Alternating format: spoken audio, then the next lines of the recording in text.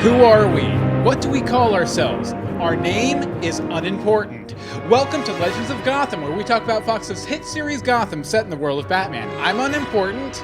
And I'm Anne-Marie DeSimone. And we are back for a kick-in court of the spoiler party. Court of the spoiler party. Now, that name in and of itself might be a spoiler, Anne-Marie. How is that a spoiler? Because they were in season 2. Yeah, but some people might not have seen the preview image yet for season 3. It's all Court of Owlsies. Or it's your fault for avoiding the internet. Or our episode poster, which is also very Court of Owlsies. But it's called Court of the Spoiler Party. We're back. A dinosaur story. It's fun. No, but I'm very excited to be here with all of you. True that. There's a whole party going on in the chat room. You know what else I'm very excited about? And this is something we wanted to mention right off the top. Right off the top. I'm excited that I'm going to be out there with all of whoever shows up. All of Bobby. At Tampa Bay Comicon. Yay! In Tampa, Florida, which we have a live Legends of Gotham panel. Let's see, August 7th, 11:30 a.m. And do you remember what room it was in? Here, I'll look that up real quick because it's not in our doc. Nope. I figured that wasn't the most important of all of the things. It's pretty important. People need to find us. Room 12, 11:30 to 12:30, the Legends of Gotham panel. It says here, join Bill Meeks and Anne-Marie DeSimone to discuss the second season of Gotham and speculate on what's coming up in season 3. Which we're kind of, I guess, going to do tonight. So this is a warm-up. Yeah. This is like all the factual information, and then we'll get into really hardcore the speculation nitty-gritty. there. And we might even have a third panelist. We haven't officially confirmed yet, but he may or may not be in the chat room. Speaking of the chat room, we'd love to welcome our chat room here who join us any Tuesday night. We record 8:30 p.m. EST at live.universebox.com. We have Joel and Wynn and Penfold. And both of Bobby's personalities. And both of Bobby's personalities. And both of Bobby's Penfolds. Definitely. It's a good, but we love having people there, so we encourage you to join us. Also, you can join us next Tuesday night. Mm-hmm. Next week, we are going to be doing an entire episode about the killing joke. The killing joke. Kind of controversial. Extremely controversial. But we are going to be covering it in depth. We would love to hear your feedback to legendsofgotham@gmail.com, or the voicemail number is 424-274-2352. Again, that's 424-274-2352. Or you can leave a comment over in our Facebook group at Facebook.com/groups/Legends of Gotham. And we will gather up all that feedback, and we'll be back here next Tuesday to talk The Killing Joke. It's going to be a lot of fun. Whoop, whoop. I am very, very excited. Are you excited, Anne-Marie? I'm super excited. You know what else I'm excited for? What? Spoilers! Spoilers! Now, if you are a spoiler voice, we do try and stack our spoiler parties least spoilery to most spoilery. Yeah.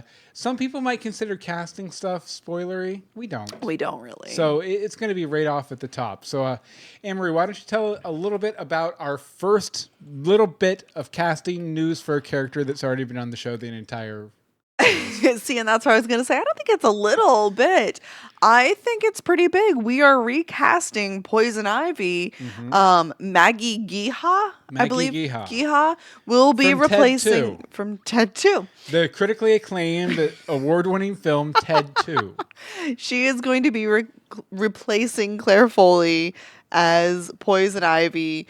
Basically, Ivy Pepper is going to be going through a bit of a transformation, and they're aging her.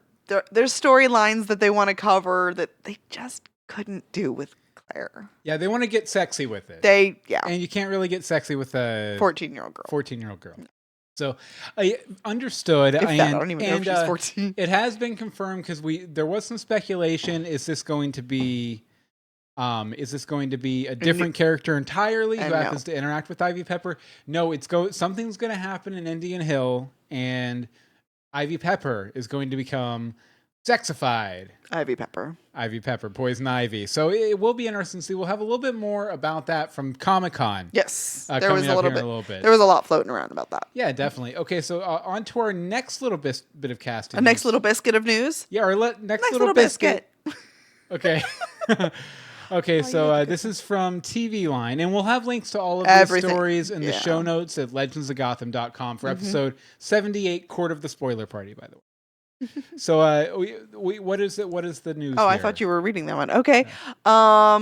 See, I was opening the next one. Jamie Chung of Once Upon a Time. Yes, fame. Which, if you guys didn't know, we used it for 4 years or something. We did a Once Upon a Time podcast. Spoiler. Mulan was a big favorite on the podcast. Of ours. Yes. Of ours, at least.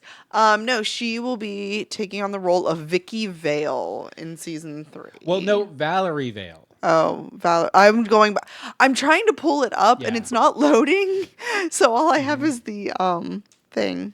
Yeah, Valerie Vale, which apparently, because Vicky Vale is another casting, which I don't think we have the casting for here. If you can find it, put it in the doc real quick. But Vicky has also been cast. She's younger. She's around Bruce's age. But Valerie is a dogged reporter trying to expose the corruption of Gotham or something like that. She's running around with the camera. And she may or may not become a romantic love interest of Jim Gordon. Are you familiar with Vicky Vale? Well, I guess you are because we reviewed the Batman movie, right? I was familiar with it as of that movie. Like, that's about it. And I mean, even if Vicky is going to be Bruce's age and probably interacting with him more, I have a feeling this Valerie Vale is going to fall right into the same mold, which is basically Batman's Lois Lane. It's they gotta have somebody.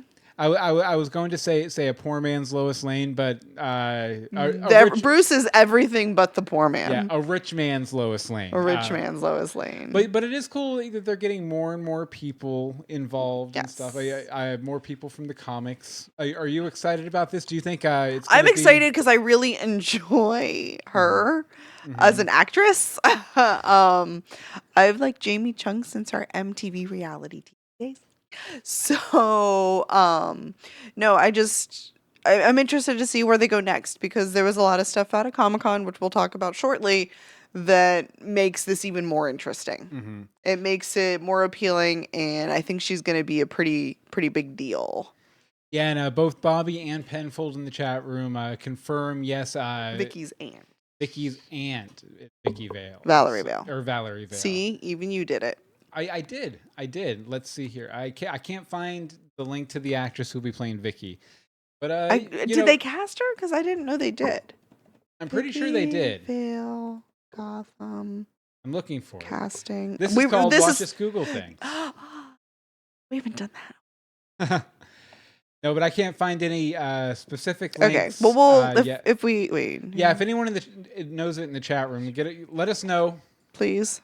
But Emery, stop it! This is driving me mad. Hatter, yes.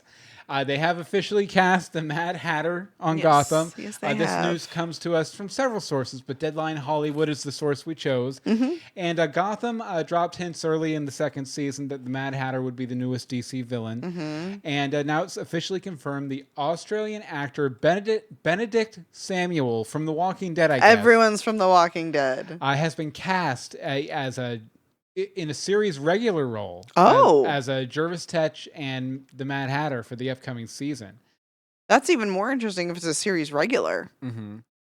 Yeah, and they have kind of a description of the character from the comics here, but who knows what it's going to be in the show because, I mean, obviously, Hugo Strange towards the end of the season, he was very obsessed with the Alice in Wonderland book, so I would be shocked if it's not coming from that specifically versus the comic book origin where he's more this guy who falls in love with this chick named Alice and then kind of falls into the Mad Hatter tropes and he's a hypnotist, psychologist, scientist sort of thing.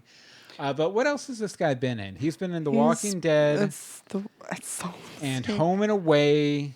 I didn't pull up IMDb. I almost always have it already like ready to go. Yeah, but I'm not seeing anything that I've seen him in. I haven't seen him in The Walking Dead either. I've never watched The Walking Dead. So I stopped watching The Walking Dead a few seasons back. Many seasons back. But no, I'm interested to see how this goes because when I was starting to make the doc for tonight, they had hinted at him coming this season. So something got jarred.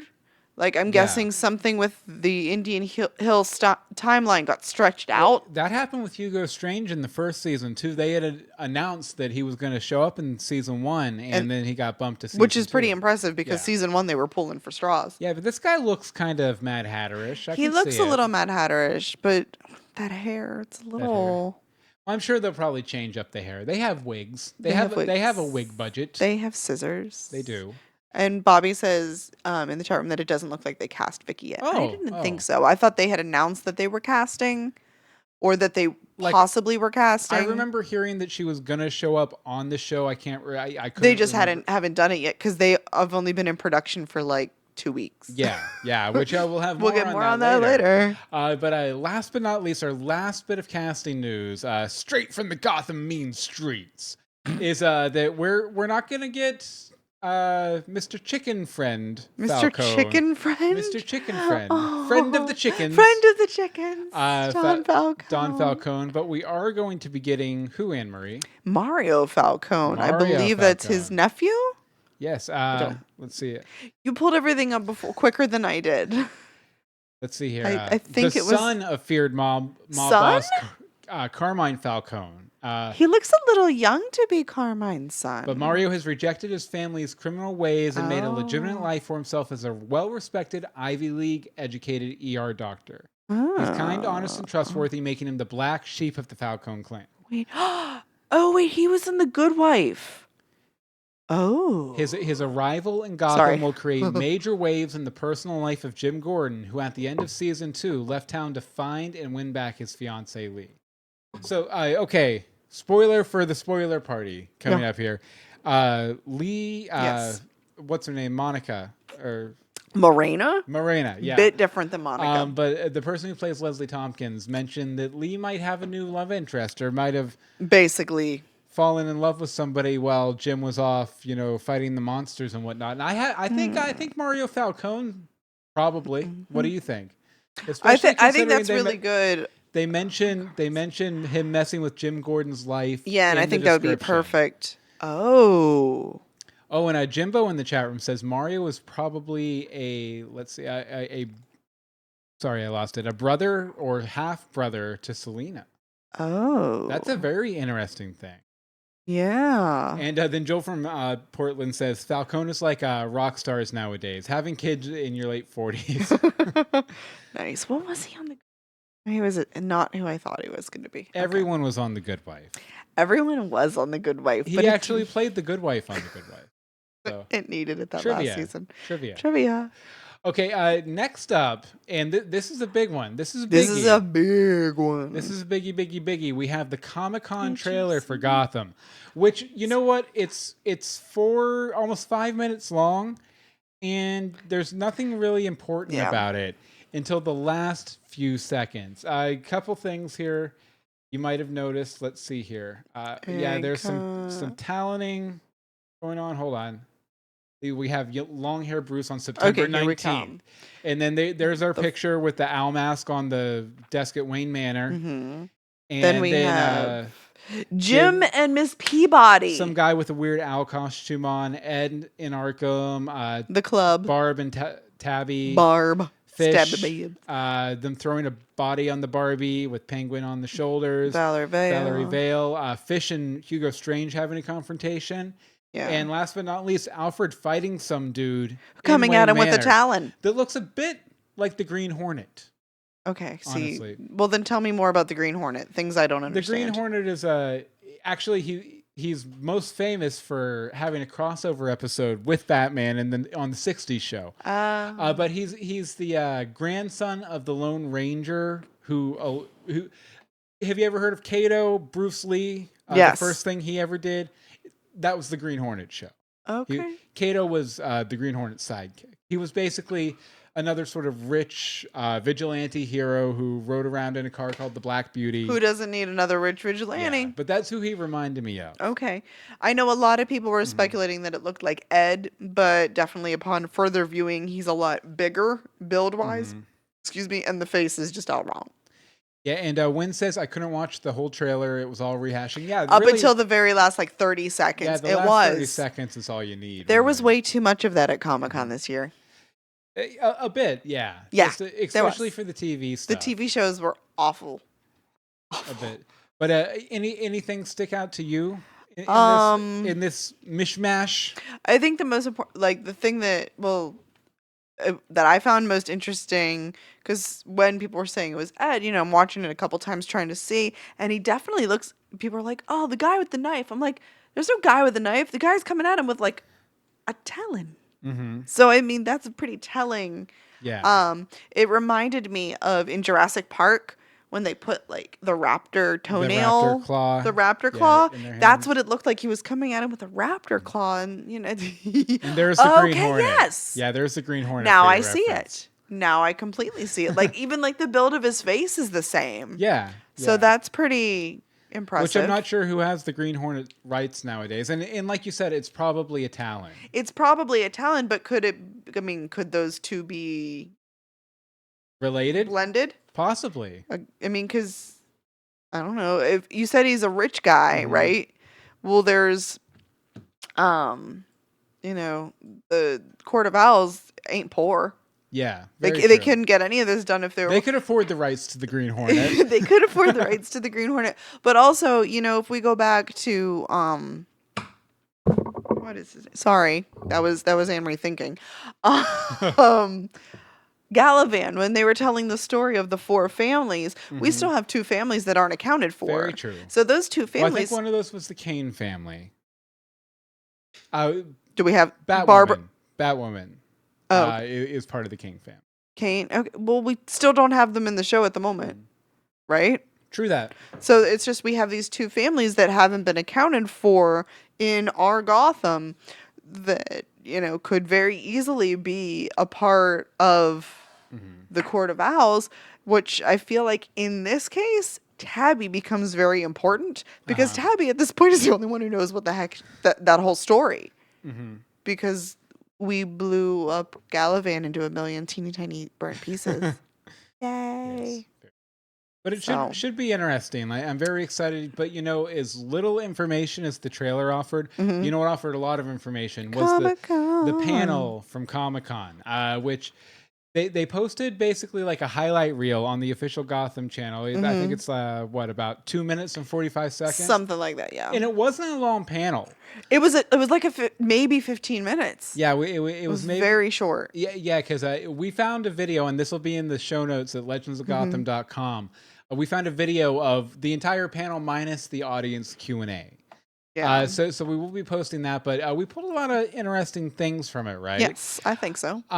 First off, the new season starts off 6 months after the season finale, and Jim is sort of a bounty hunter for hire who's taking out these monsters for pay. He's still not back with the GCPD. I find that really interesting. Yeah. I find it really interesting that he's still not back 6 months later. But I'm curious as to what happened in that 6 months. I mean, obviously we're going to get flashes of it and stories of it, but it'll probably be like the breaks between half seasons where things will be progressed, but we'll get a character being like, "Oh yeah, when 4 months ago you pulled out my hair, I was really upset about it, and that's why you have a bald patch on your head." Yeah, sort of thing. So it should be interesting. I wonder why Jim has still not gone back to the GCPD. I think Jim is finding himself. Yeah. I'm testing myself. I'm myself. Oh no! Wait. No. Reverse. Strike that. Reverse it. Strike that. Reverse it. Okay. Wait. What else did we learn from? We also learned that with the 2 Bruce Waynes, they are going to have basically the exact same mannerisms and behaviors.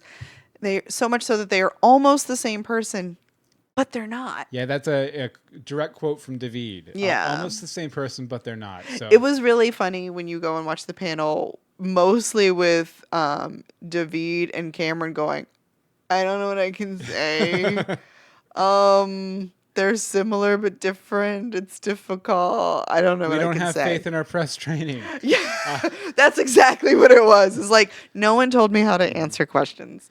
Well, it's very possible too that They don't know. They might have been a little edgy because I think Ben McKenzie let something slip during an interview with TV Line that we'll be talking in a bit. Oh, that he might not have should have done. He may not have had permissions for. Yeah. But let's see. Also, over in the Comicon panel, Alfred and Lucius are Bruce's left brain and right brain. Sean Pertwee kind of makes that comparison. Yeah, and there were a lot of like telling him, when he needs to chill, when he needs to move forward, and all that. And it was really funny because they had David between them, so they started pulling at him during the panel and all that. So reality. Yeah, and then the roles of Selena and Ivy change a bit after the change. Yes. So their relationship will be changing mostly because Ivy's a lot older than Selena. Well, they go. I don't remember if I talked about this later. So we go from, Ivy being younger than Selena to Ivy being 10 years older than Selena, and that right there is going to change their dynamic. And I think especially if they go from, in essence, frumpy Ivy Pepper in her big green sweaters and her long, cranky hair with like dirt in it to super sexy Ivy Pepper. There's going to be a difference because Selena's just like, I wear leather. Just like, I wear leather. So I think that'll be pretty interesting. Oh, definitely. And two last points real quick. One, Nigma is definitely still going to be in Arkham Asylum when we come back. Shocking. And Leslie has a new love interest, which I mentioned earlier. They asked her, what has Leslie been up to? And she says, who has she been up to? So, I think that Falcone theory is pretty solid. I think so too, because though I'm a little curious about it because, so Leslie's very educated. She's a doctor. She knows what's up. So that would make sense for her to go for that Ivy League guy that they're bringing in. But his last name is Falcone. Yes. That right there should be a turn. She knows the Falcone family. She's lived in Gotham. She should, reject. But he is the black sheep. So he is the black sheep, but just the same way with Jim. His dad was, all that. Jim was in with the GCPD and all of that sort of stuff. And, it crosses over whether you want it to or not because, yes, he's the black sheep, but family's family. Maybe she just likes good bad boys. Yeah, something like that. Yeah. And Jimbo in the chat room mentions that he read that Ivy is supposed to be 19 years old. So in one of our later things, they actually give a different age. Oh, okay. Yeah. Good to know. Okay, speaking of our other things. Oh, it was this one. Here's a friend of the show, John Stevens, had a sit down with the Muscled blog. I don't know. I just saw that somebody had John Stevens up. Yeah, it's one of those table interviews they do at Comic-Con where everyone, it's like speed dating where you run around with the tape recorder and sit with everyone for 10 minutes apiece. Yes. So and it's actually like 4 people sitting with one dude, so it's really crazy. So I didn't get a chance to see this. So why don't you hit me up with some of the highlights? Okay, some of the highlights were Jada was always planning to return. With the world. That was kind of obvious. That was kind of obvious, but not to everybody. Yeah. One of the big things when they created Gotham was that they wanted to create a world where people could come and go. They could be gone for 2 years and come back. Ta-da! So holding out hope for Montoya and Allen. Holding out hope for Montoya and Allen. And you know what? I think that's part of that is they're still in that world. They weren't written out of it. They weren't killed off, though dead isn't dead until you're blown up with a bazooka. So there's that. Wait. Breaking news. Incoming shift name. Joel from Portland says Leslie Tompkins plus Mario Falcone equals Markins. I like Markins. Markins is better but than I liked Gorkins. Gorkins too. Markins is better than Gorkins, though. Okay, well, we'll see. The Court of Owls shows up. My favorite Markin. Shows up from the very first episode back. We're going to get a big step forward in the Bruce and Selena relationship. I got the hint it would be a lot romantically because it's going to be a substantial move towards developing them as Batman and Catwoman and how their relationship and all of that goes. There's going to be a lot of bad, awkward teenage making out. Yes. That was pretty much what it was. Is like, They're teenagers. They still have to have those teenager relationships. They're going to go in for a kiss, and one of them's going to kiss the other one's eye. It's going to be awkward because they're both just enough awkward. Transformation has always been an overarching theme of the show, and I think we're going to get a lot of that this season. Multiple good characters are going to go to some dark places. I mean, it's Gotham, so that's not really a spoiler, but there it is. What's the subtitle for this season? What was it? Fall of the Heroes? Fall of the Heroes. So Rise of the Villains, then Fall of the Heroes. So basically, Rise of the Villains, Wrath of the Villains, Fall of the Heroes. It's the progression. So there you go, guys. Somebody's dying. Not Bullock, please. How they determine their villains was characters that they feel the fans are going to want to see, characters that are available to them, through legality and rights. And he did point out, and I thought this was weird, but you had some stuff against it, not in Suicide Squad. I would assume, except for our Joker that we've already had an introduction to, but you wanted to point out about another character. Yeah, well, I'm looking right now to see if there was some official news on it, but I thought I remembered that Killer Croc had been cast or announced in Gotham, because we saw that guy in Indian Hill that looked kind of like Killer Croc. Right, but aren't there other people that he could have been? Yeah, let's see here. I'm looking here. Watch Bill Google things. Watch me Google. You can actually watch me if you want. I know, but here, comicbookmovie.com. Let's see. That crocodile guy is a tough one, although we may go there. So they may not be able to fully expand on that story due to the movie. But they'd like to. Of course they'd like to. Why wouldn't you want to? It's Killer Croc. They probably put the crocodile guy in there to maybe kind of nudge DC, say, hey, we could turn that guy into Killer Croc. It wouldn't be that hard. And I'm going to guess that's probably what they did. But I found it pretty big that he said not in Suicide Squad. I think they just don't want to compete with themselves in such an arena. Yeah. And basically, y'all ain't getting Harley. They've had that rule for a while with the Arrow show and the Flash show and stuff where it's been a little weird, but they're kind of loosening it now because Superman's going to be on Supergirl this year. There's a very strong rumor floating around that Batwoman is going to be on Supergirl. Everybody's just going to be on Supergirl now. Yeah, so I don't know if they have some sort of DCW deal or something like that. But okay, others were that they aren't going to be too much in the fantasy. They're going to be grounded in the real world. So even with all of our crazies coming out of Indian Hill, they're still not going to be completely like, ooh, like it's just, you're not going to have that. The look of the show came a lot from Batman Year One, Blade Runner, and the movie Seven. I thought that was pretty neat to actually see that it wasn't all just inspired by Batman stuff. I still haven't seen Seven, but I've seen some clips and stuff from it, and yeah, I can totally see that look. Yeah. And then with the Ivy thing, the aging of her, they thought it would be interesting because there were storylines that they couldn't do with Claire because of her age. The aging does happen early on, and it's a different Ivy than canon, and she creates a lot of havoc. Mm-hmm. So those are some of the bullet points from the 10 minutes with John Stevens. Yeah, it should be interesting though. Mm-hmm. Definitely. Like I am very excited that I mean I thought our heroes had it bad last time. I guess we ain't seen nothing yet. I guess not. We didn't even talk about the fact that he was all over the trailer. That what? That Jerome was like the opening of the trailer. Oh yeah. And literally everybody else what's in the box? Everybody else in the trailer is still alive or has come back. Oh yeah, and I mean it's a pretty foregone conclusion at this point that Jerome will be back. That we did hear his laugh in the season finale too, but even more evidence stacked up that they don't put Montoya and Allen weren't in the recap trailer. Nope. So just saying.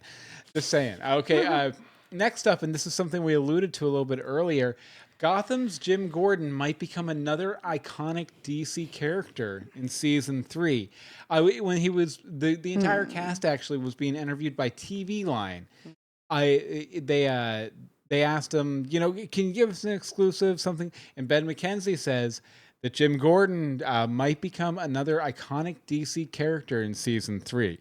Now, I did see some speculation in the chat room a little earlier that maybe it was a talent, might be he might end up being a Talon of the Court of Owls, which I could totally see. I hadn't read ahead. I'm reading how it all went down because it says yours truly might become another iconic DC character. Mackenzie answers. As a hush falls over the entire room, the actor quietly adds, in the middle of the season, at the end of the season, he might take on a persona of a different character. That's an exclusive! And I might have gone too far. Mm-hmm. So basically, oops. And I'm going to guess if it can be rewritten, it could be rewritten because... The entire cast kind of reeled at the suggestion, honestly. Yeah. But like they were shocked by it. But yeah, I could definitely see a talent. Amory, do you have any theories? I don't know enough to offer an educated theory. I have heard. Actually, here's my personal guess, and this is a Superman character. If I can find a good picture of him here, let's see. Yeah, I've heard some theories that maybe he might be Gangbuster, which you can't see him too well here. Nope. Hold on. Yeah, Gangbuster. He's a DC or he's a Superman character who originally Superman. He basically lost his head and stopped using his powers and became a street vigilante that busted gangs named Gangbuster. Wow, he busted gangs? Yeah, he dressed up in this outfit, and then eventually this guy, I believe his name was Jose, took on the mantle of Gangbuster. But he was basically like Metropolis's Batman. Mm-hmm. You know, he rolled around and busted gangs. So that's one thought I had. There were some. Oh, go ahead. I was just gonna say, are there any vigilante bounty hunters? Like, is there a famous bounty hunter in the Batman land? I believe like Will Smith's character in Suicide Squad would fall into those. Well, we know it's not going to be him. Yeah. Will Smith's character of Will Smith. And Suicide Squad. Yeah, so I don't think it'll be him.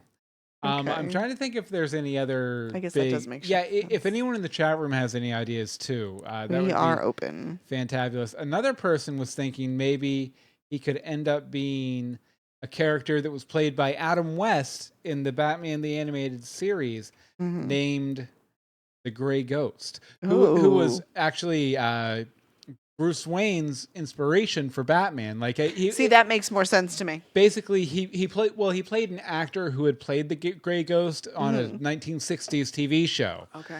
With Adam West. Yeah. And that was Bruce's inspiration for the Batman. So I thought it would be kind of cool for Jim to be the inspiration for Batman. to sort of take on the persona of the Gray Ghost and then give Bruce the idea. Another one I heard, and I don't need to pull up a picture for this because we all know him, was maybe he'll become the next Azrael.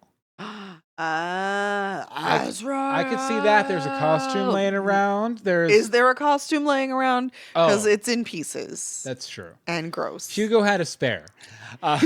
He probably did have a spare. But I could see Jim taking on the persona of Azrael too. Mm-hmm. That could be kind of fun. That would be really entertaining. And the last possibility for this, and one that there's many possibilities. There are, but the last one I can think of off the top of my head. Yeah. But I don't think it's going to happen. It's that Gordon becomes Batman, specifically the robot Batman he was in the comics about a year ago. Oh gosh. Do you remember that? No. We covered that story. Did we cover that story? Legends of Gotham. Hold on. I think it went in one ear and out the other. That was like robot Batman, really. Hold on one second. I'll get it pulled up. And actually, unfortunately, the comic is packed away. But I have one of these comics. Do you? But this is Jim Gordon as robot bunny-eared Batman. Oh, the bunny ears. Yeah. So I don't think they're going to go this route, and I don't think they're going to make him a traditional Batman either. No. But it is a possibility, and I mean, it has been done in the comics recently, so I wouldn't be shocked if it happened. It'd be a good source of inspiration. Yeah, definitely. But it will be interesting to see what happens with that, or if it happens now that that's the he's thing. Leaked it. That's the thing. If they haven't filmed it yet, or they haven't done any sort of like major pre-production work, depending on what it is, there is a huge chance they'll rewrite it for him doing that. Yeah. Because we know that they're only a week or two into production is why that's still an option. Yeah. And, well, maybe he has to do some sort of special training, and that's why he knew and none of the rest of the cast did. I don't know if...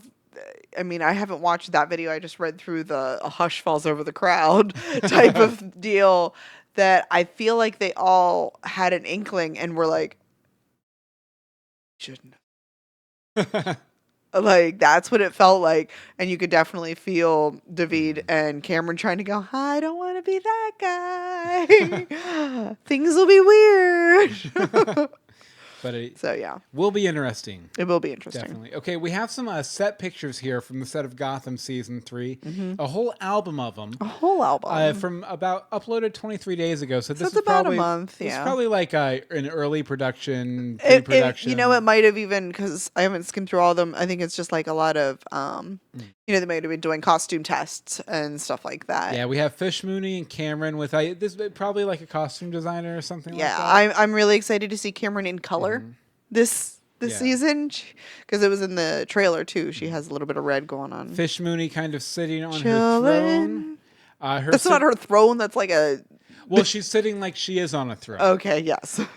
She's in the back of a truck with some other ragtag people and Harvey Bullock and Danny Cannon. Classic Gotham villain Danny Cannon. Yes. Here's a picture of Valerie There's Vale. A few of them of her, yeah. Yeah, here's Ben McKenzie posing with some guy.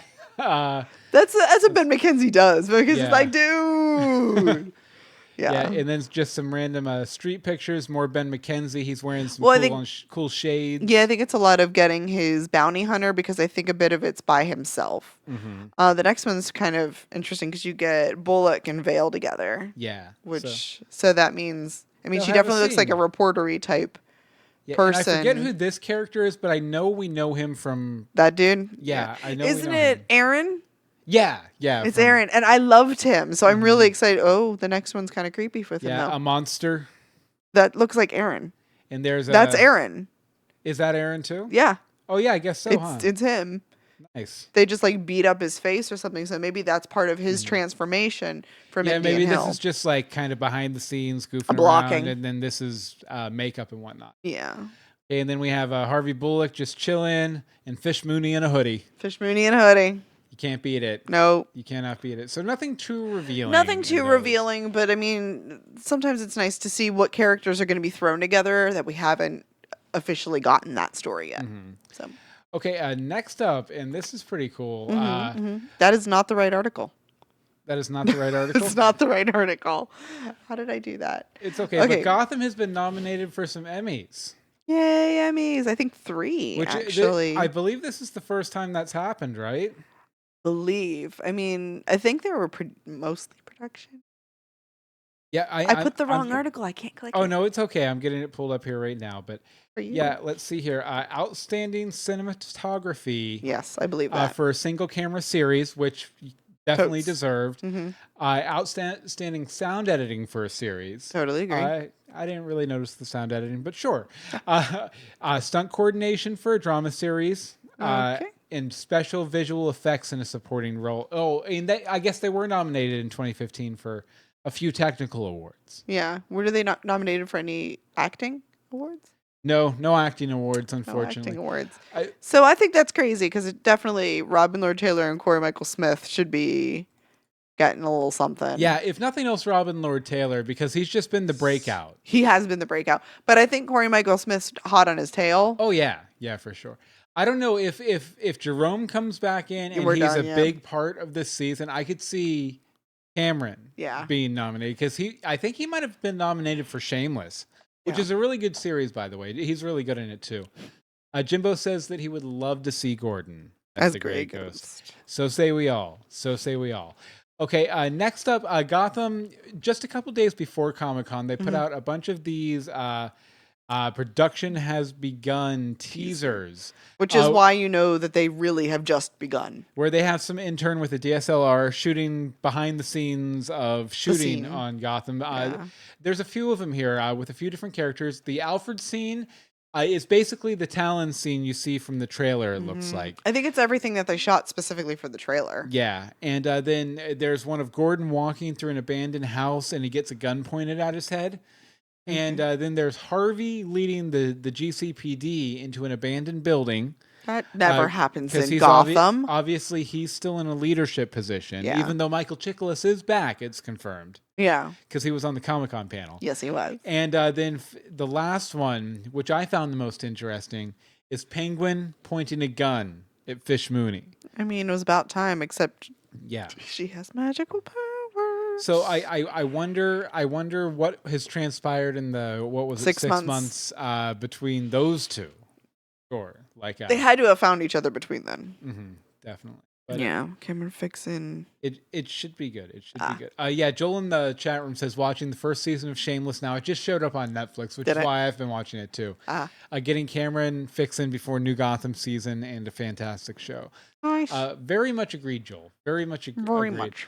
Okay, and to round out this spoiler party, round it out. Okay, we have some official spoilers from Gotham, not showrunner, but creator. I think Danny Cannon. And he's been tweeting. Well, he had some stuff from Comicon here, but he's also been tweeting a lot from behind the scenes set pictures. Like this one of Bruce and Butch. And then there's this one with all these pictures that look kind of like old Gotham family-ish, maybe. Oh. Or maybe this is the Vandal. I was going to say that looks Vandal-y. Yeah, maybe this is like the old Vandals. And then let's see, we have Lucius talking on the phone, as he does. Oh, as he does. We have a Court of Owls mask. We have him just hanging out with the director. We have a new look for Kat, it looks like. I like that. I think they made her grow up a little with it. They made her class up a little. It's less the Darwin Cook Catwoman from the mid-2000s and more just... more Michelle Pfeiffer, really. She really does look a lot like Michelle Pfeiffer now. And let's see here. I mean, this is just a random shot. He took a shot of the new World Trade Center there in New York City, because he's in New York City. Here's Fish walking into a room. Makes an entrance. And let's see here. Anything else? We have the GCPD arming up, getting ready to head out. It's another, what was the squad?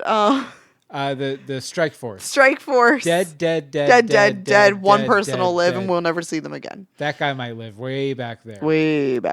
And we have Chiklis talking to Gordon and Lucius Fox, and some GCPD's finest hanging out. Lee at looks like maybe a train station, and one of those crazy monsters. Oh. Yeah, with really blacked out teeth and everything. And look, there's Cameron's stunt double. Nice. And Gotham season 1 is go. So very interesting stuff. And okay, so they began a month ago. Okay. And time to get serious, folks. We're getting serious. The one last bit of casting news we have is that our good Twitter buddy, our good friend Thomas Calderon mentioned about a month ago, Joe the Cop. That Joe the Cop will not be coming back this season for Gotham, which is sad. So sad. Because he was basically always one of those regular extras that appeared in almost every episode. Yeah, he had one little scene in every episode, and that was part of the reason that the GCPD set was always so awesome, because they always had just a few of the same regular characters running around in the background. So it felt like a real organic place. So it's going to be sad. Not seeing Joe the Cop in the background anymore, but he's still very active on Twitter. Follow him at Thomas Calderon. Tom _Calderon. I don't know. Yeah, but we love Tom, and sad that Joe the Cop is gone. But Tom will be living on in Gothamites' hearts, and he's been tweeting Gotham stuff constantly since then too. So. Okay, let's see here. Over in the chat room, let's see. Wynn says Penguin should be using that big gun on Fish. Joel from Portland says the GCPD might as well be called Red Shirts. And Penfold says that would be the Strike Force. So, yeah, we were right. We were right on the money.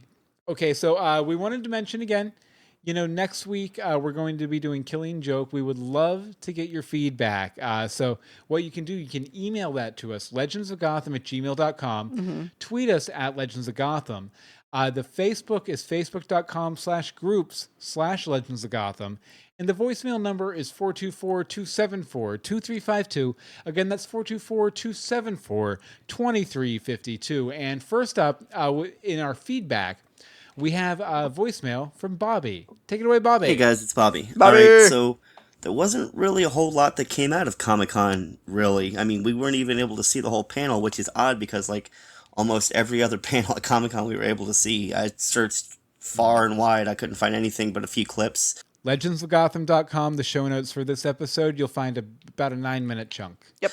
And of course, some articles mentioning what was said and what happened, and then some interviews after the fact of, with them with TV Line and different places like that. But, basically we got, last season was Rise of the Villains, and now we get Heroes Will Fall. A lot of things we already knew, we got the Court of Owls coming in. We saw that at the end of the last season. We've heard a lot about this poison ivy thing going on, which I'm still way confused about. I don't know if, maybe the plants do something to her that make her age. I really don't understand that at all. But apparently she's still going to be a 14, 15-year-old mind just in this new body. The lesson here... Don't eat vegetables. They'll make you grow old really quick. Or evolved body or whatever the case may be. The Mad Hatter seems interesting. It looks like Alice will be his sister that he may have a bit too much feelings for. Almost akin to the whole Galavan thing last season. And Lee may have a new love interest in Falcone's son. I really don't see Lee going with Falcone's son, but hey, after the way Gordon treated her, okay, so Gordon isn't going to be working for the department. He's going to be a bounty hunter that takes down the animals or creatures or monsters that have escaped Arkham. But in interview with TV Line, I guess he said that he may towards the middle or end of the season take on another DC, take on the mantle of another DC iconic character. Now, quite a few people are speculating Batman. I really don't see that happening. Yeah. So I started trying to find other bounty hunters, seeing as that was what they are calling Gordon at least the beginning of the season, some sort of bounty hunter or whatnot. I really couldn't find anything. So, I really have no theories as to what other iconic character he could be taking on, but that seems to be the biggest thing that came out of Comic-Con this year, as far as Gotham is concerned. Oh, and I guess it turns out that Barbara and Tabitha will maybe still be an item, and apparently they've opened up a nightclub called the Sirens. I didn't. Where hear is that? I heard speculation, but I never heard anything. I like that, though, because the Gotham City Sirens, that's a comic book thing. I'm really looking forward to in this next season is to see, of course, that Bruce doppelganger. Does he know what's going on? What do they have in store with him? I'm really anxious to see what's going on with the Court of Owls. But my biggest thing is I really want to see Bruce and Alfred and Lucius getting into the quote-unquote Batcave. I mean, digging into what's in the computer, digging into Bruce's father, and maybe that will be why he falls, is that he sees some of the things that his father did, and it brings him to a certain place. Anyway, I'm just being long-winded. I really didn't think I'd have a lot to share, because not so much came out of Comic-Con, but I feel like this was a pretty lengthy voicemail, and I can't wait to, it's been a while, I can't wait to see you guys in chat. Ooh. Nice. Well, that was fun. Good to see you. Bobby, do you have music now? No, but definitely that computer does feel like a can they've been kicking down the road a really long time. It'd be good to get some resolution on that, for sure. But Anne-Marie, you want to read this first one from Amelia? Yes. First piece of feedback. Pass the voicemail from Bobby. Pass the voicemail from Bobby. Okay. I think we're going to be getting the time-honored Penguin runs for political office storyline this season. I assume he'll have stopped displaying his stepmom's severed head by then, but with him, who knows? Maybe that'll be his logo. It will be his logo. Actually, 6 months on, the mummified remains of his mother. Let's see. Claire Payne says, "Hi, I really enjoyed your last podcast that you did with Gotham TV podcast. So did we. We did too. It was a good time. The Gotham news from SDCC 16 has been great. Looking forward to the Sirens nightclub. I guess that was in a couple of things. Yeah, Jimbo says in the chat room it was in a video clip. Yeah, it was in the trailer. Was the two of that? It was Tabby and her, but it's never said. The way it looks, they could literally just be at a club. And now I'm trying to find it. But back to Claire. Not sure about Jim being a bounty hunter. Then again, more time away from the GCPD might be an important character development. Alfred and Bruce and Doppelganger Bruce sound very interesting. After watching the Entertainment Weekly interview with Ben confirming that Oswald is running for mayor, See, we missed that too. Wait, what? Oswald is running for mayor? You guys need to go to facebook.com/ share these with us. Legends of Gotham and share these with us. Because we don't have either of those articles. Running for mayor, I could not be happier to hear this. With Butch as his campaign manager, it's not going to be a smooth road. The character storyline, which has intrigued me the most as Captain Barnes, Michael Chiklis was keeping fairly quiet. You just know something radical and major is going to change him. Bring on season 3. So thank you very much, Claire. And to wrap it up, we have one from Jason Willie. Wiley? Willie? I think Wiley. This is an older one that we'd had that for was a just while hanging ago. around. Yeah. And says, how can Gotham improve in season 3? I'm hoping it will carry on and increase the story arcs, as that is what where season 2 succeeded, where season 1 didn't. More lengthy arcs and more intimate character moments. I felt the whole Strange storyline didn't really have a payoff, and the finale kind of undid the whole build-up for him. Court of Owls might be the... Court of Owls was the only big bad all season. We have the monsters to keep us entertained. Something substantial for Ivy and Dent, please. I don't know if Dent's going to be back, because he has a new show now. Yes, he does. Keep Fish to a minimum. Bring back Jerome in a clever way. Bring back the circus with the Graysons and let us see Baby Robin. You know, one person I saw was speculating that Talon in the trailer looked a little bit like the actor who played Dick Grayson's dad back in season 1. That'd be cool. Bruce should delve deeper into the court and his company. He should work inside his company and be interested in the business side of things while gathering information. Bring back the Scarecrow Boy. What's he been up to? Yes, where is Scarecrow Boy? Bring back Flamingo. Yes, definitely. More villainous team-ups. Ed becomes the Riddler early on and embraces the question mark. A new commissioner is introduced. Strange reveals the Lazarus Pit. These are his wishes for season 3. It's a lot of wishes, man. Like, I like a lot of them, except for Lazarus Pit. Like, I don't know if I want the Lazarus Pit on Gotham. Yeah. I don't know if you know what the Lazarus Pit is. I feel like I've heard a lot about the Lazarus Pit. Basically, we're bringing people back. Yeah, it's a quick and easy way to bring people back from the dead. They go crazy for a little bit, but besides that, it's quick and easy. But we already have sort of a method now with the freezing, the freezy thing, all that. So the tube of.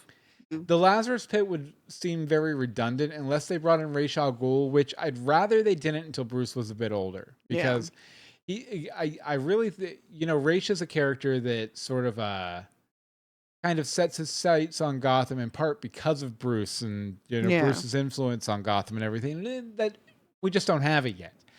But you know what we do have? Killing Joke animated movie. We're going to be discussing it next week. Yes, we are. Live.universebox.com, 8:30 p.m. Eastern. And if you want to send us your feedback on it, legendsofgotham@gmail.com. Twitter's @legendsofgotham. Facebook is facebook.com/groups/legendsofgotham. And the voicemail number is 424-274-2352. Again, that's 424-274-2352. Come and knock on our door, put a gun in our gut, pull the trigger and bang and bang. Oracle Origin. Do. Killing Joke next week. I'm a little scared now. You should be. It's a kind of a terrifying movie. Sleeping for me tonight. And as a reminder, we're also, if you're around Tampa Bay on August 7th, we're going to be doing a live Gotham panel, Tampa Bay Comicon, 11:30 a.m. Room 12, I believe. You can get all the information at, I believe it's Tampa Bay Comicon.com. Nice. The panel's listed there and everything. You can find it. And we'd love to meet you, for sure. Absolutely. We'll let you buy us a drink. It'll be good. Absolutely. Okay, let's see here. We want to thank our chat room again over at live.universebox.com. You guys are awesome. Anne-Marie, you are awesome. Where can people find you online? You can find me on Twitter at DeSimone and check out my blog, crunchycrafty.com. And there's a question mark on the wall behind you. There is a question mark. I bought that. Dun, dun, it dun, was dun, on dun. sale. Nice. So I was really excited. As for me, you can follow me on Twitter at Bill Meeks. You can follow all of the podcasts we do at universebox.com. And you know what? You can get out of here because you know what? Spoiler party's over. Spoiler party out. Spoiler party done. Spoiler party. Boom. You guys got to go. You can't stay here. Get out of here. There's no more spoiler party. But join us next time for more Legends of Gotham.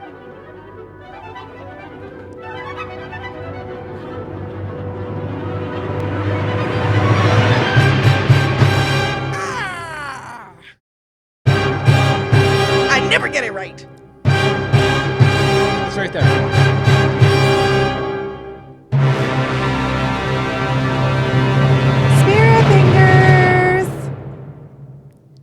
Thanks, y'all. Yes, thank you guys. It was a good time. Night Win, Night Jimbo, Night Bobby. Thank you guys for coming out. Bobby, feel free to DM me or something to discuss, Tampa Bay Comicon. Yes, that. We should probably figure that out because we have everything figured out on our end. We just need to figure out how we're going to get you involved. So we're just going to have that permanently archived on the YouTube. Everybody knows. And that'll be the last thing.